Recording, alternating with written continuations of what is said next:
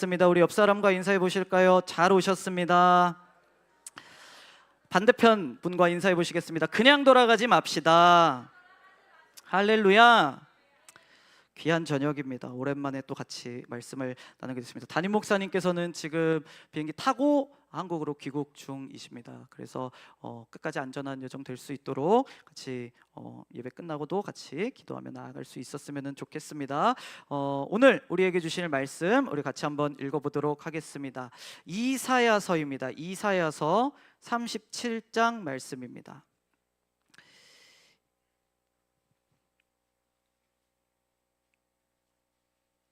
이사야서 37장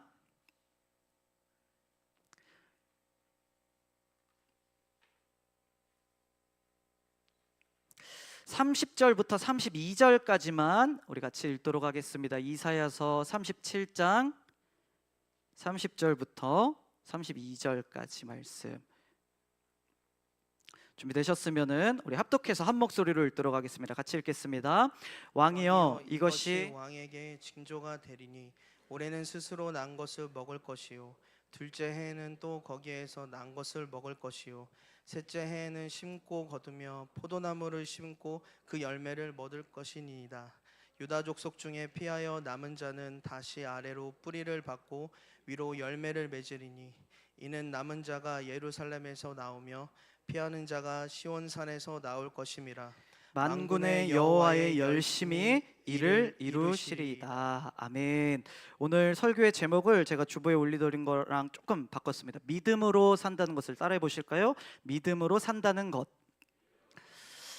믿음으로 산다는 것, 너무도 우리가 잘 아는 내용이고 뻔한 내용이고 어쩌면 재미없는 내용인지도 모르겠습니다. 그런데 우리가 이 믿음으로 산다는 것이 정말로 무엇일까? 구체적으로 믿음으로 산다는 것이 무엇일까에 대해서 오늘 말씀을 통해서 같이 고민해보고 말씀을 통해 깨닫고 붙잡고 기도하는 시간을 갖고자 하는 거예요. 믿음으로 산다는 것이 여러분은 무엇이라고 생각하십니까? 우리가 이 질문에 대답하기 가장 좋은 방법은 나는 지금 믿음으로 살고 있는가에 대해서 우리가 스스로 대답해 보면은 좋을 것 같아요. 훨씬 쉽게 이 질문에 대해서 대답할 수 있을 것 같아요. 여러분들은 지금 믿음으로 살아가고 있습니까?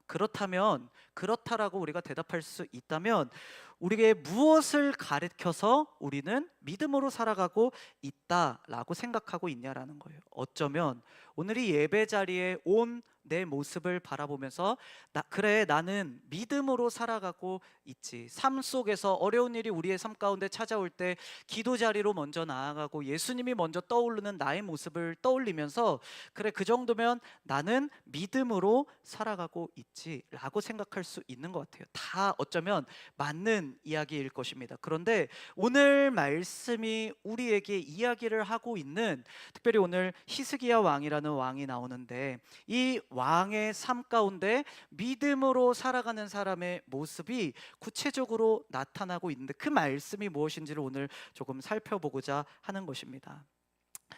구약을, 특별히 이런 역사의 이야기를 전하다 보면은 이제 마음에 부담이 되는 게 꼭 이 배경을 설명하는 이 순간이 굉장히 위기가 돼요. 졸음과의 싸움에. 뒤에는 아마 잘 들으시겠지만 너무 옛날 2700년 전일 거거든요. 아마 기원전 700년쯤이니까. 그러니까 그때의 이야기, 우리나라의 이야기도 아닌데다가 뭐 왕 이름 나오지, 나라 이름 나오지. 그래서 제가 최대한 압축해서 이렇게 잘 준비를 했으니까 포기하지 마시고 우리 뜨거운 마음으로, 저는 마음이 굉장히 뜨겁거든요. 뜨거운 마음으로 우리 같이 좀 살펴봤으면 좋겠습니다. 오늘 우리가 읽은 이 본문을 이해하려면은 이스라엘이라는 나라에 처한 상황을 우리가 조금입니다. 알 필요가 있다라는 거예요. 지금 어떤 상황이냐면은 이스라엘의 수도 예루살렘 성벽 밖에 아수르라 하는 거대한 제국의 군사 18만 5천 명의 군사가 이 예루살렘 수도 성을 둘러싸고 있는 상황 가운데 있다라는 것입니다.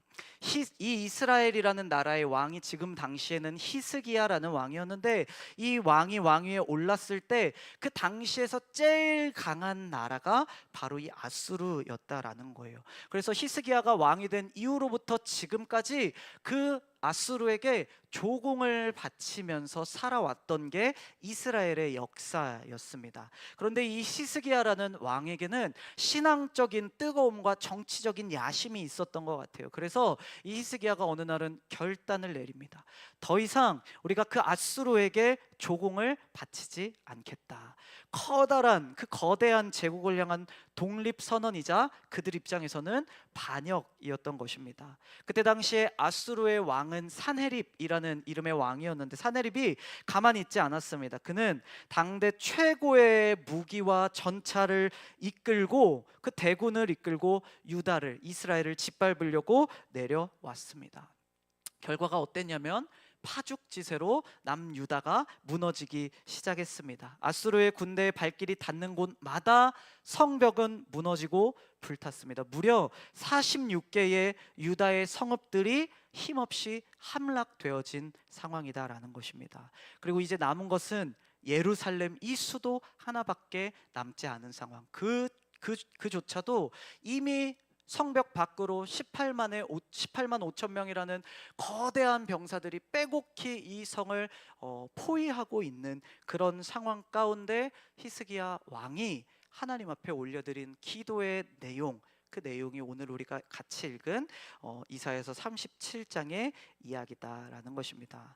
앞서 이야기를 했던 것처럼 우리 어쩌면 이 본문 굉장히 익숙한 본문일 거예요. 저희가 오늘 읽었던 30절부터 32절까지 본문 그 위쪽에도 우리가 잘 아는 본문의 내용이 나옵니다. 그런데 누군가에게는 이 말씀이 앞서 이야기한 것처럼 너무나 옛날 얘기, 남의 이야기처럼 느끼는 지체들도 있을지도 모르고, 또 누군가에게는 기도하면 하나님께서 응답하신다, 기도하면 하나님께서 승리를 주신다, 맞는 얘기지만 오늘 이 37장이 담고자 하는 그 수많은 이야기들을 비하면 너무 단촐한 이야기로 우리가 이 본문을 듣고 느끼며 나아갈 수 있겠다라는 거죠. 그래서 오늘 우리가 이 본문을 통해서 단순히 남의 나라 역사 이야기가 아니라, 여러분 기도하십시오, 기도하면 반드시 승리할 것입니다, 기도하면 반드시 회복될 것입니다 라는 그냥 짧은 격언과도 같은 그런 진리를 우리가 나누고자 하는 것이 아니라,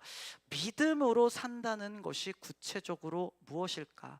나는 내가 믿음으로 산다고 생각하고 살고 있는데 히스기야 왕이 보여주는 믿음의 삶이 무엇인가를 우리가 같이 조명하며 나아가기를 원한다는 거예요.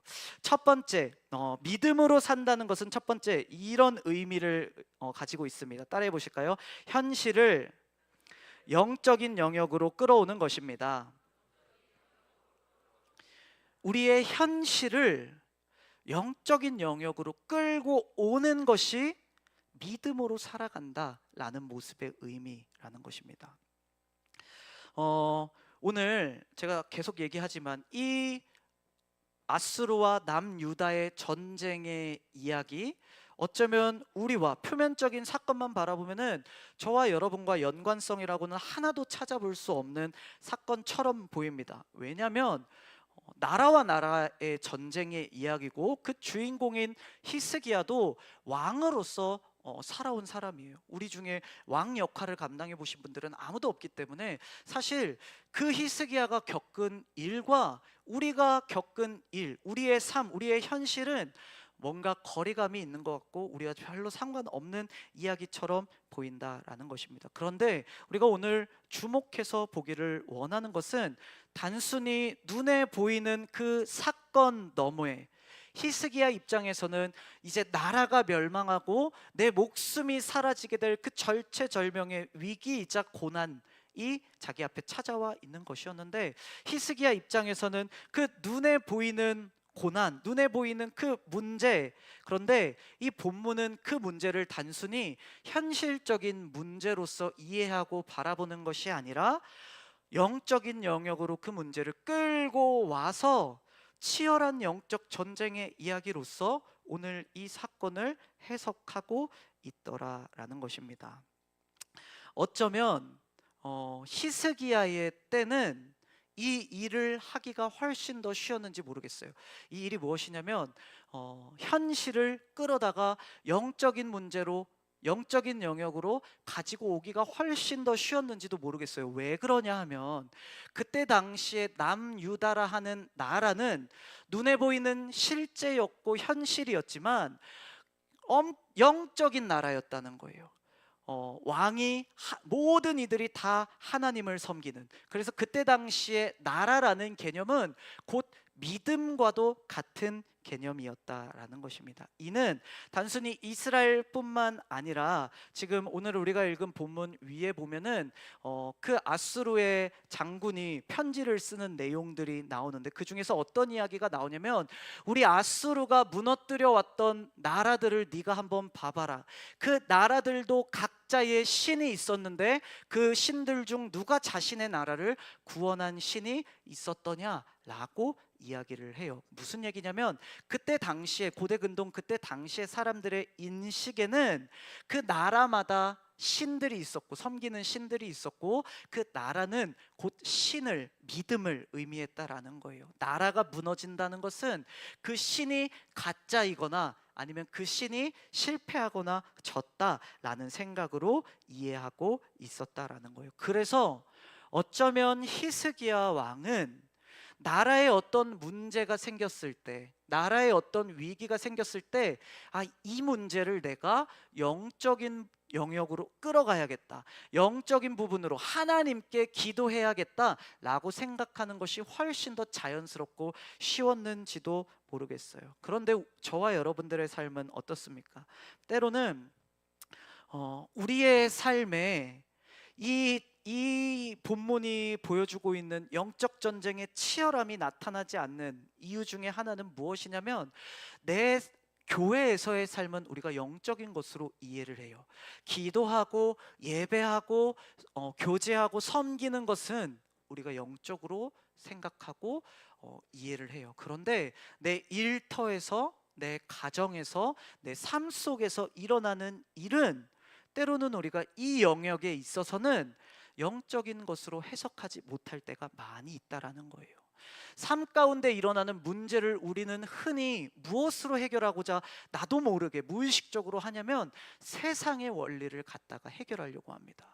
회사에서의 뭐가 문제가 있어요? 가정에서의 뭐가 문제가 있어요? 그 문제를 가지고 내 죄를 돌아보고 복음 앞으로 나아가고 기도하는 일을 택하기 전에 유튜브를 먼저 열어서 다른 사람들은 뭐라고 이야기를 하는가, 전문가는 뭐라고 이야기를 하는가를 우리가 찾아보기가 쉽상이다라는 거예요. 어쩌면 우리가 이미 우리의 삶에도 그런 치열한 영적 전쟁이 이루어지고 있음에도 불구하고 우리가 이 사실을 느끼지 못하고 있는 까닭은 우리의 삶이 영적인 것과 세상적인 것이 이미 나뉘어진 채로 교회 안에서 문제, 기도를 어떻게 해야 되는가, 예배드릴 때의 태도는 어때야 되는가는 우리가 영적인 원리로 해결하고자 하고 붙잡으며 나아가요. 그런데 세상의 일에 대해서는 철저하게 세상의 원리대로 살아가고 있기 때문에 히스기야 왕이 하였던 것처럼 이 세상의 문제를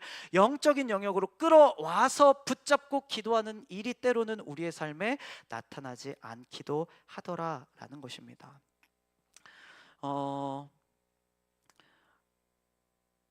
그러면 우리가 우리의 삶의 모든 것을 다 영적인 일로 이끌어 와야 될까? 복음의 문제로 가지고 와야 될까? 언젠가는 그렇게 돼야 되고 그렇게 될 줄로 믿습니다. 그러나 적어도 지금 우리의 상황 속에서 오늘 말씀을 통해서 우리가 같이 나누기를 원하는 것은 적어도 내 삶에 일어나는 문제만큼은, 어려움만큼은 우리가 믿음의 영역 안에서 해결하고자 하고 믿음의 영역으로 가지고 올 수 있어야 된다라는 것입니다. 여러분, 히스기야의 때는 그 나라와 나라 간의 전쟁은 히스기야는 당연히 영적인 것으로 바라볼 수 있었을까요? 그렇지 않다는 거예요. 히스기야도 영적인 것으로 인정하고 그것을 영적인 영역으로 끌어오기까지 수많은 과정들을 겪었습니다. 여러분, 이 문제를 세상적으로 해석하고 세상적으로 이해하려면 얼마든지 그렇게 할 수 있습니다. 왜 아수르가 우리나라를 침범하였을까? 그래서 히스기야 왕도 애굽에게 지원 요청을 하고 동맹을 맺자고 이야기를 해서 이 아수르를 무너뜨리려 하는 세상의 원리죠. 힘의 원리를 이용해 보려고도 했었습니다. 또 히스기야 왕도 마찬가지로 세상의 것으로 이해하고 아수르에게 차라리 항복을 하고 우리의 모든 것을 다 내어주자라고 결심하기도 했더라는 거예요. 그래서 히스기야가 벌인 일이 무엇이었습니까? 성전 기둥에 벽에 붙어 있는 금과 은까지 싹싹 긁어다가 아수르에게 바치는 모습도 히스기야 안에 나타났었다라는 거예요. 어쩌면 이게 저와 여러분들의 삶의 모습과 비슷한 모습인지도 모르겠어요. 세상의 지혜로, 세상의 원리로 이거는 나라와 나라의 전쟁의 이야기지 하나님이 들어오실 이야기가 아니에요. 이거는 다른 강대국의 힘을 빌려서 제가 해결할게요. 이거는 제가 물질로서 어떻게 해결해 볼게요 라는 마음이 히스기야 안에도 있었다는 거죠. 그런데 그 결과가 무엇이었습니까? 그 수많은 재물을 받은 아수르가 약속을 지키기는커녕 다시 예루살렘을 쳐들어와서 지금 포위되어 있는 이 상황 가운데 있더라라는 것입니다. 여러분, 일터의 문제, 관계의 문제, 물질의 문제, 굳이 문제가 아니더라도 나의 삶의 현실을 믿음의 논리로 살아간다는 게 정말로 가능할까? 근데 여러분, 우리가 이 생각을 오늘 본문의 히스기야에게 대입한다면 전쟁의 문제를 18만 5천 명이 지금 이 도시를 둘러싸고 있는 이 지극히 현실적인 생명의 문제를 다른 것이 아니라 하나님 앞에 나아가 기도함으로 푼다라는 것, 이거는 결코 쉬운 일이 아니더라라는 거예요. 결코 쉬운 일이 아니더라.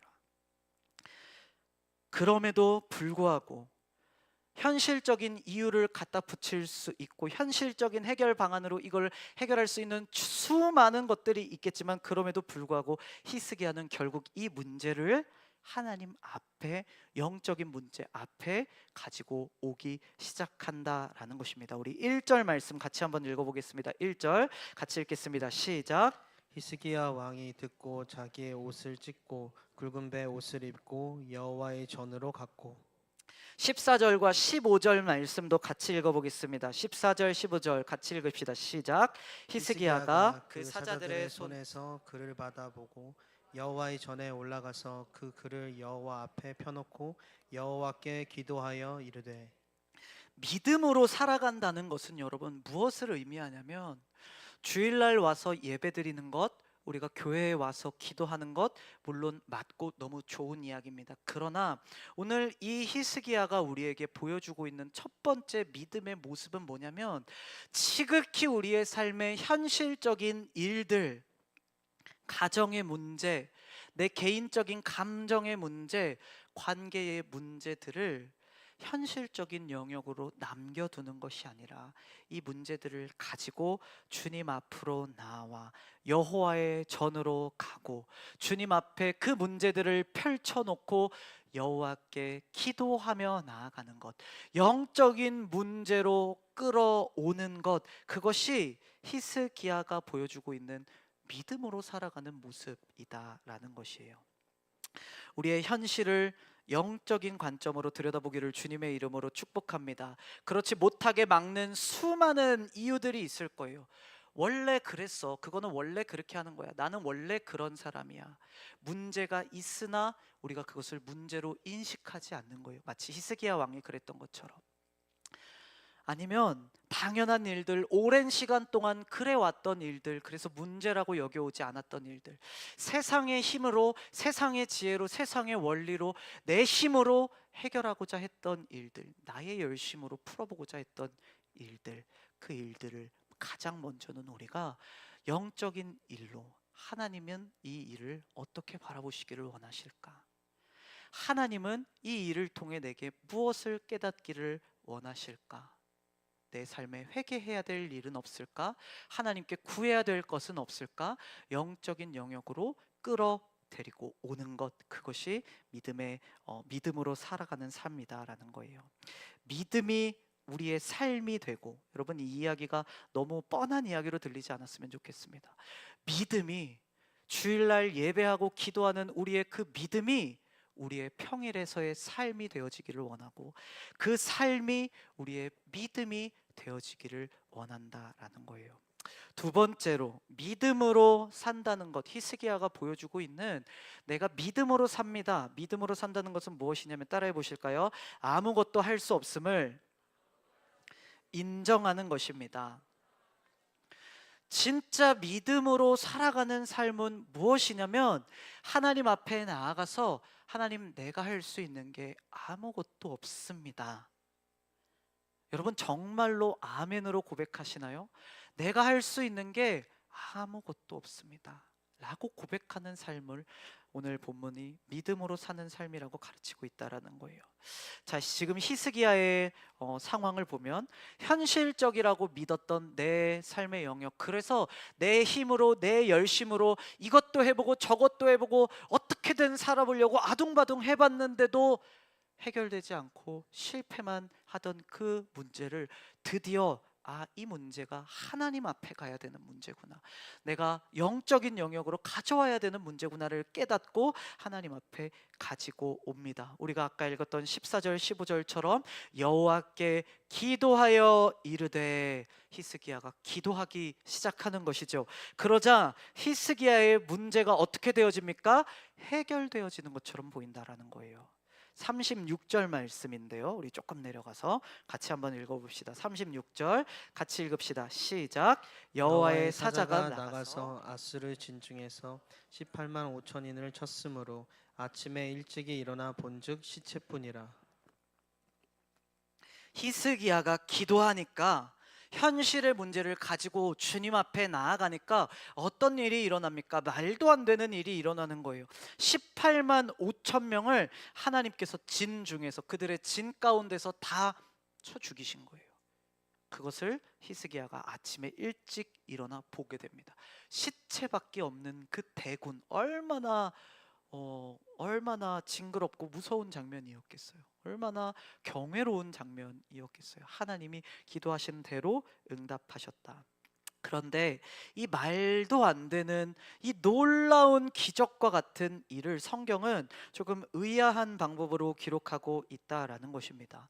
우리가 살펴본 것처럼 이 응답, 이 놀라운 기적의 결과는 36절부터 38절까지 단 3절에 걸쳐서 기록을 하고 있지만, 히스기야의 기도에 대한 하나님의 대답은 21절부터 35절까지 훨씬 더 많은 분량을 할애하여서 이 하나님의 대답에 대해서 기록을 하고 있다라는 것입니다. 그 내용을 살펴보면 하나님께서 뭐라고 대답해 주시는가, 히스기야의 기도에 대해서 그 내용을 살펴보면 조금 더 의아해집니다. 중간에 히스기야 왕에게 하는 이야기가 나옵니다. 30절부터 32절까지. 그러나 그 부분을 제외하고 21절부터 35절까지 하나님께서 하시는 대답은 누구에게 향한 대답을 하고 있냐면 아수르의 왕 사네립에게 하는 이야기를 하고 있다라는 거예요. 지금 이 기도의 대답을 듣고 있는 사람은 누구냐면 히스기야 왕입니다. 왜요? 히스기야가 기도했기 때문이에요. 그래서 이사야가 그 하나님의 말씀을 대언해 주는데, 하나님이 뭐라고 말씀하시냐면 산헤립 왕에게 해야 될 책망과 저주를 지금 히스기야 왕에게 들려주고 있더라라는 것입니다. 그러니까 하나님은 단순히 뭔가 조금 의아하죠? 하나님께서 우리에게 알려주시기를 원하시는 게, 기도하면 반드시 승리할 것입니다, 기도하면 반드시 회복될 것입니다 를 말씀하기를 원하셨다면, 어쩌면 히스기야 왕이 여호와의 전에 가서 그 편지를 펼쳐놓고 하나님께 기도했더라 라는 장면이 나오고 난 이후에 하나님이 기쁘게 그 기도를 들으시고 그들을 멸절하시는 장면이 나와도 전혀 이상하지 않은 본문임에도 불구하고, 그 사이에 그것도 히스기야 왕을 향한 대답이 아니라 사네립을 향한 하나님의 대답을 히스기야에게 들려주고 계시다라는 것입니다. 어쩌면 하나님은 단순히 기도하니까 승리했다, 기도하니까 이겼다, 다른 것들을 다 뭉뚱그려서 내놓은 이 단촐한 원리를 이야기하고자 하신 것은 아니신 것입니다.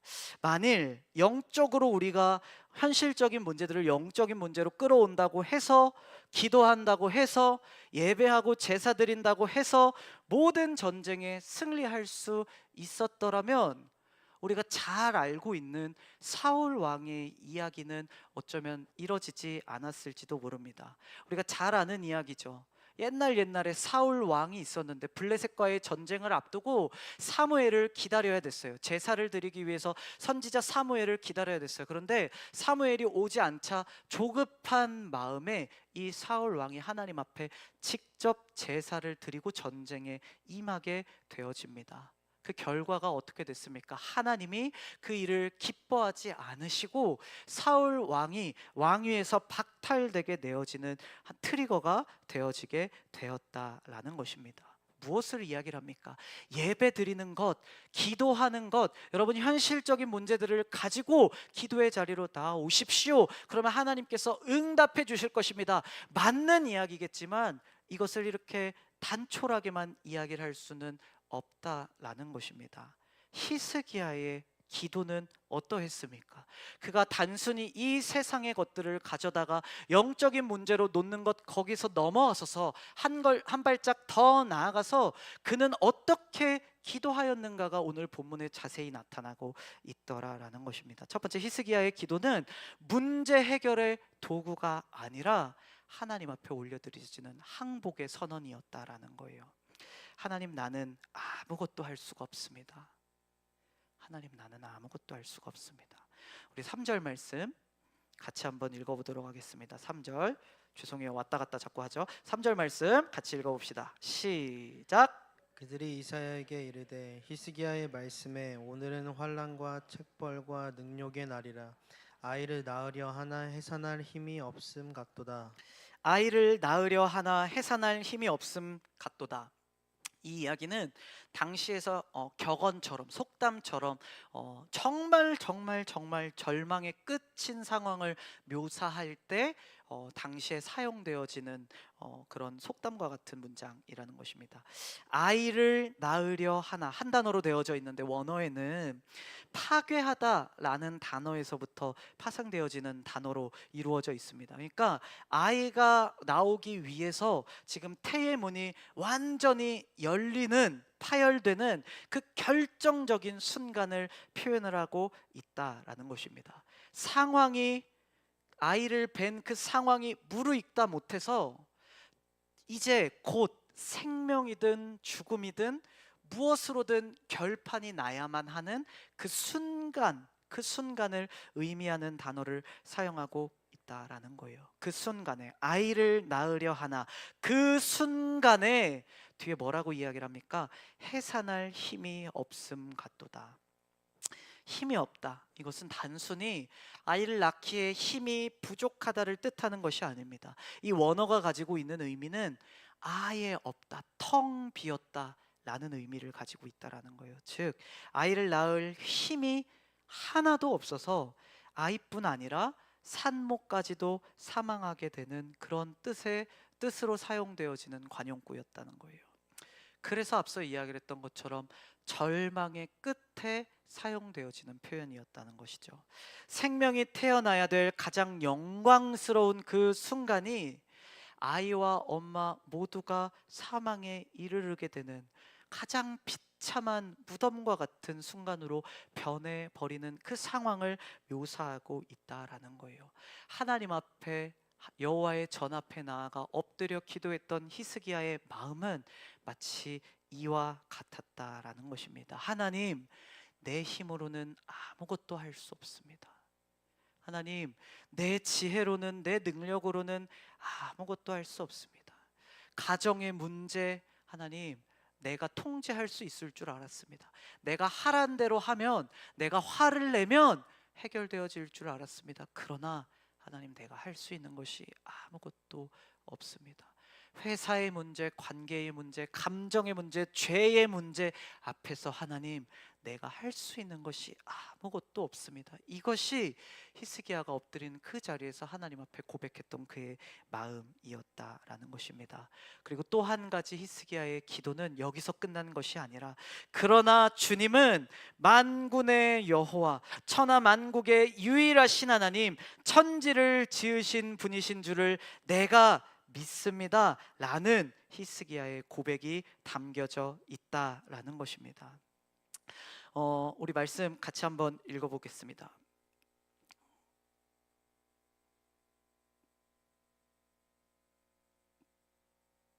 잠시만요. 지금 말씀을 안 적어놨네요. 어느 구절인지.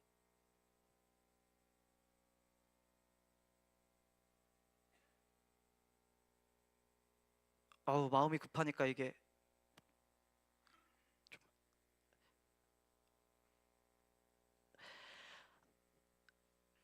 예, 16절 죄송합니다. 16절 말씀 보시면 히스기야가 기도하여 이르되 이렇게 이야기를 하는 거예요. 그룹 사이에 계신 이스라엘의 하나님 만군의 여호와여, 주는 천하 만국의 유일하신 하나님이시라.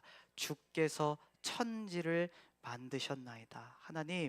하나님께서 이 나라와 이 민족뿐만 아니라 모든 세계 열방을 지으시고 지금도 주관하시는 분이신 줄을 내가 믿습니다. 천지를 지으시고 지금까지 인도에 온 분이신 줄 믿습니다. 이 고백은 무엇을 의미합니까? 하나님, 철저히 현실적인 문제라고 생각했던 나의 문제도 주님의 주권 아래에 있는 줄 내가 믿습니다.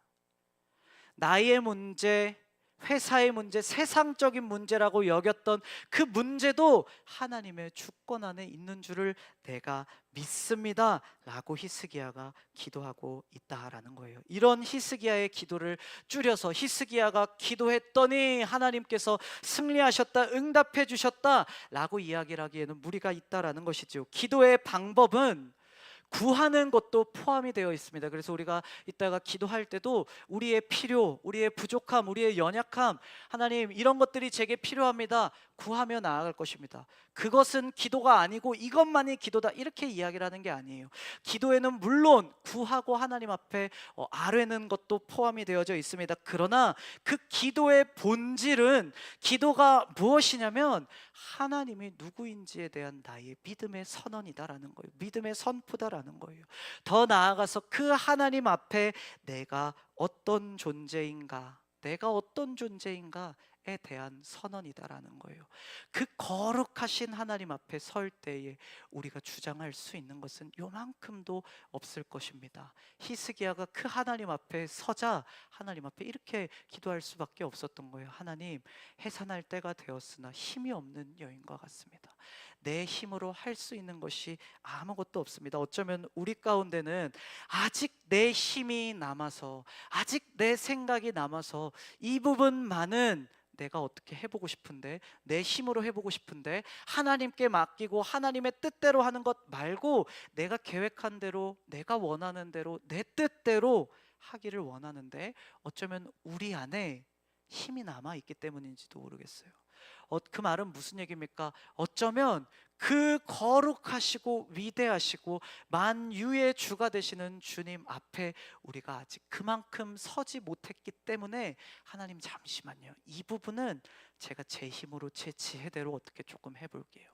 하나님, 이 문제는 제가 더 잘 알잖아요. 제가 이 회사에 얼마나 오래 있었는데 이거는 제가 제 지혜대로 한번 해볼게요 라고 우리가 우리의 힘으로 우리의 생각대로 해보고 있는지도 모르겠어요. 괜찮습니다. 왜요? 히스기야 왕도 수없이 자신의 힘, 자신의 노력, 자신의 능력대로 해오다 결국 그 거룩하신 하나님 앞에 아무것도 없음을, 아무것도 할 수 없음을 고백할 수 있었던 것처럼 언젠가는 저와 여러분들의 삶에 그 하나님의 거룩하심 앞에 하나님, 내가 할 수 있는 것이 아무것도 없습니다 고백하는 그때가 반드시 올 줄로 믿기 때문입니다. 그러나 네가 이것을 보고서 믿느냐, 보지 않고 믿는 자는 복되도다, 예수님께서 말씀하신 것처럼 우리가 그 일들을 내가 다 부딪혀보지 않더라도, 내 힘으로 내 능력으로 다 부딪혀보지 않더라도 어렴풋이 느끼고 있는 내 힘으로 사실은 안 된다는 걸 내가 이미 알고 있고 경험하고 느끼고 있음에도 불구하고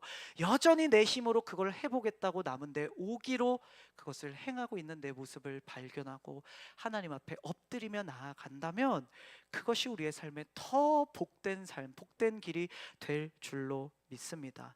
여러분, 우리가 왜 하나님 앞에 구하게 됩니까? 왜 하나님 앞에 하나님 제가 이것이 필요합니다, 이것을 주시옵소서, 우리가 어떻게 구할 수 있습니까? 하나님이 모든 것의 주인이 된다는 그 믿음이 우리 안에 있기 때문에 하나님께 구하지 않습니까?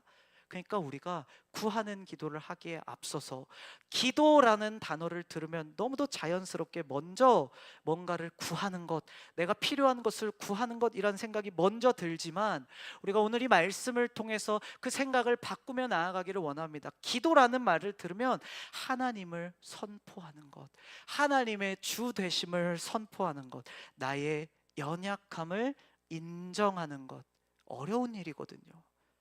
인정하는 것, 저도 참 어렵고, 내 연약함을 하나님 앞에 인정하는 것, 그래서 하나님의 주권을 높이는 것, 그것이 믿음으로 살아가는 삶의 모습임을 오늘 말씀을 통해서 알아볼 수 있게 된다는 거예요. 마지막으로 세 번째, 믿음으로 산다는 것은 따라해 볼까요? 나를 넘어서 일하시는 여호와의 열심을 신뢰하는 것입니다. 나를 넘어서 일하시는 여호와의 열심을 신뢰하는 것입니다.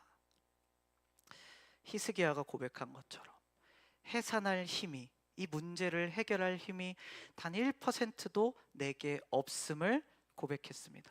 여러분, 산모가 기력이 다해서 항복하였다면 남은 결론은 산모와 아기의 죽음밖에 없습니다. 그런데 성경은 인간의 열심이, 인간의 그 노력이 완전히 파산되어지고 깨어진 그 빈 공간을 뚫고 들어오는 무서운 힘이 있다고 우리에게 선포하고 있습니다. 그것이 무엇이냐면 이사야서 37장 32절 말씀입니다. 우리 힘있게 같이 읽어보도록 하겠습니다. 같이 읽읍시다. 시작. 이는 남은 자가 예루살렘에서 나오며 피하는 자가 시온산에서 나올 것임이라. 만군의 여호와의 열심히 이를 이루시리라. 만군의 여호와의 열심히 이를 이루시리라. 내가 내 지혜로, 내 돈으로, 때로는 내 기도로, 내 예배로 어떻게든 이 위기를 통제해 보려고 손을 놓고 항복했을 때, 통제해 보려고 했던 그 손을 놓고 내가 항복했을 때 비로소 하나님의 그 맹렬한 열심이 내 삶에 드러나기 시작한다는 거예요. 여러분, 근데 우리가 여기서 한 가지 질문을 던져야 됩니다. 하나님은 왜 그의 열심으로 예루살렘을, 남유다를, 히스기야를 구원해 주셨을까요?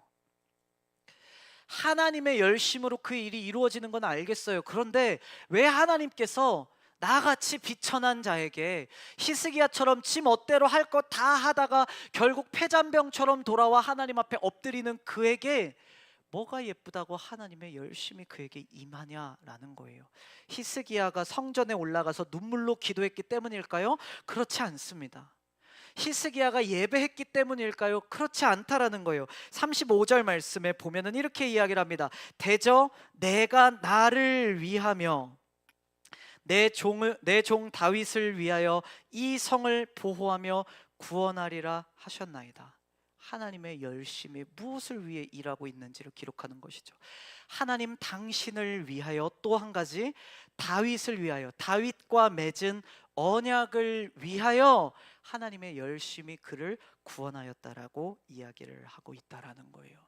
여러분, 우리가 이를 이해하려면 시간을 조금만 더 거슬러 올라가야 됩니다. 한 구절만 더 찾으려고 하는데 이사야서 9장입니다. 이사야서 9장, 좀 더 앞으로 올라가서 이사야서 9장 6절과 7절인데요. 어떤 상황 속에서 주신 말씀이냐면 아수르의 위협이 시작될 때에, 히스기야 왕 때는 아니고 그 앞전 왕의 때였는데, 아수르의 위협이 시작될 때 하나님께서 주신 약속입니다. 6절과 7절 우리에게 주시는 약속으로 믿고 우리 큰 목소리를 읽어보겠습니다. 시작. 이는 한 아기가 우리에게 낳고 한 아들을 우리에게 주신 바 되었는데 그의 어깨에는 정사를 메었고 그의 이름은 기묘자라 모사라 전능하신 하나님이라 영존하신 아버지라 평강의 왕이라 할 것임이라. 그 정사와 평강의 더함이 무궁하며 또 다윗의 왕자와 그의 나라에 군림하여 그 나라를 굳게 세우고 지금 이후로 영원히 정의와 공의로 그것을 보존하실 것이라. 만군의 여호와의 열심히 이를 이루시리라. 하나님의 열심, 여호와의 열심이 이 본문에도 똑같이 등장하고 있다라는 거예요. 그런데 그 열심이 무엇을 향해 있는가? 6절과 7절 말씀이 조금 어려운 단어들이 막 이렇게 반복되어져서 조금 헷갈리지만 세번역 성경을 우리가 보면은 이렇게 표현을 하고 있습니다. 점점 커져갈 그의 왕권과 끝없이 이어질 평화의 나라와 이제부터 영원까지 공평과 정의로 세워질 그 나라를 여호와의 열심히 세울 것이다 라고 이야기를 하고 있다라는 거예요. 여러분, 하나님의 열심, 하나님의 그 열정은 지금 어디를 향해 있냐면 하나님의 나라가 이 땅 가운데 오는 데에 있다라는 거예요.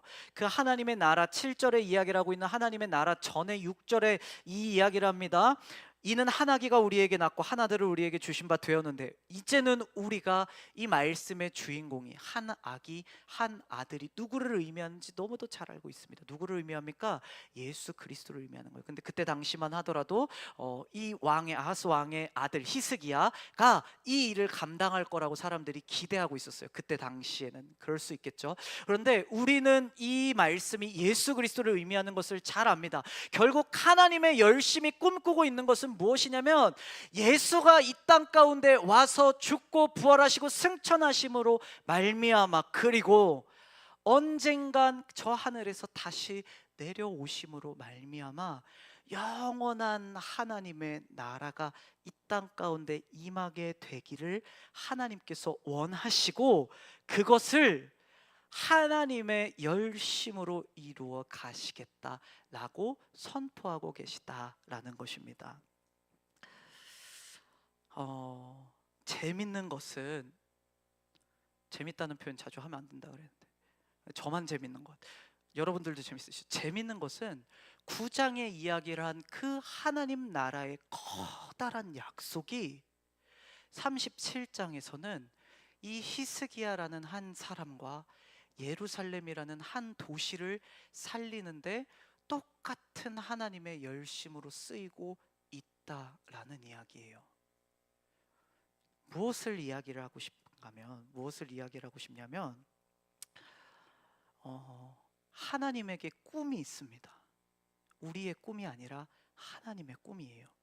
우리 형제스쿨 오시는 형제분들이랑 너무 자주 나눠가지고 지겨운 이야기예요.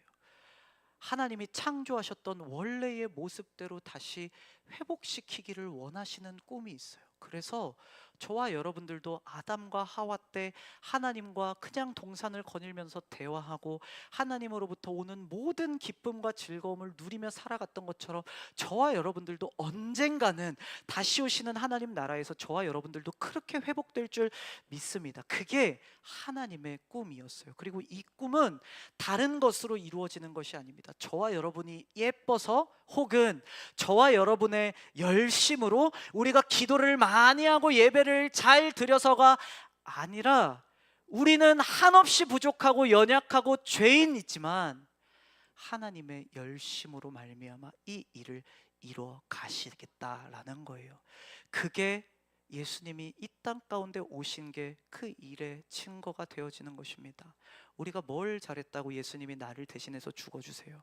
우리가 죄인 되었을 때, 원수 되었을 때 하나님의 우리를 향한 그 사랑을 확증하셨느니라. 그 사랑이 하나님의 열심이 예수 그리스도로 나타나고 있더라라는 것입니다. 근데 그 하나님 나라, 거대한 하나님 나라의 열심은 그냥 그 거대한 하나님 나라의 열심 거기서 끝나는 것이 아니라 그 하나님의 열심이 우리의 삶도 구원해 내실 줄 믿습니다. 우리의 삶도 건져내실 줄 믿는다는 거예요. 9절에서 고백했던 그 하나님 나라를 향한 그 열심이 37장에 훨씬 더 축소돼서 히스기야의 삶에 예루살렘에 그 하나님의 열심으로 회복되어지고 승리하고 구원되는 일이 일어났던 것처럼, 왜요? 저와 여러분들의 삶도 그 하나님 나라에 포함되어져 있는 삶이기 때문입니다. 그렇기 때문에 우리는 그 하나님의 열심을 믿는 삶을 살아야 된다라는 거예요.